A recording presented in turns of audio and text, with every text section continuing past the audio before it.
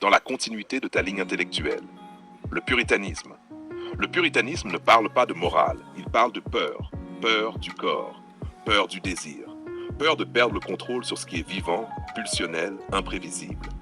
Historiquement, le puritanisme n'a jamais cherché à élever l'humain, il a cherché à le domestiquer.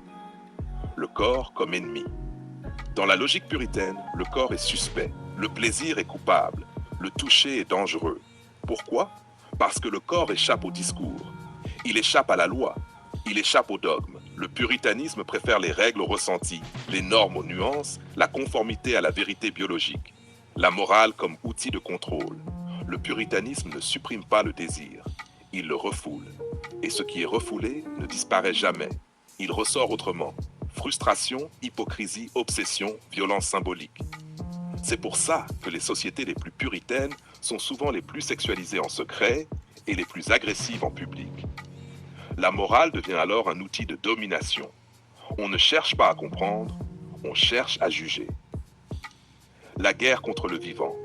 Le puritanisme est une guerre déclarée contre le vivant, contre la peau qui frissonne, contre l'élan spontané, contre la connexion non verbale. Il préfère des individus coupés d'eux-mêmes, car un individu coupé de son corps est plus facile à gouverner, à culpabiliser, à orienter. Le paradoxe puritain, plus on interdit, plus on fantasme. Plus on moralise, plus on désire en silence. Le puritanisme crée exactement ce qu'il prétend combattre. Il fabrique des êtres divisés, propres en façade, tourmentés à l'intérieur. Ce qu'il menace vraiment, ce qui menace le puritanisme, ce n'est pas la débauche, c'est la maîtrise consciente du désir. Un individu à l'aise avec son corps, lucide sur ses pulsions, capable de les contenir sans les nier, celui-là est libre. Et un être libre n'a pas besoin de dogme pour se tenir droit.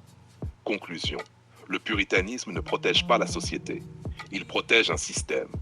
Un système qui préfère des corps sages et des esprits soumis à des individus vivants, conscients et responsables. La vraie maturité n'est pas dans la répression. Elle est dans la connaissance, la maîtrise et le respect du vivant, en soi et chez l'autre.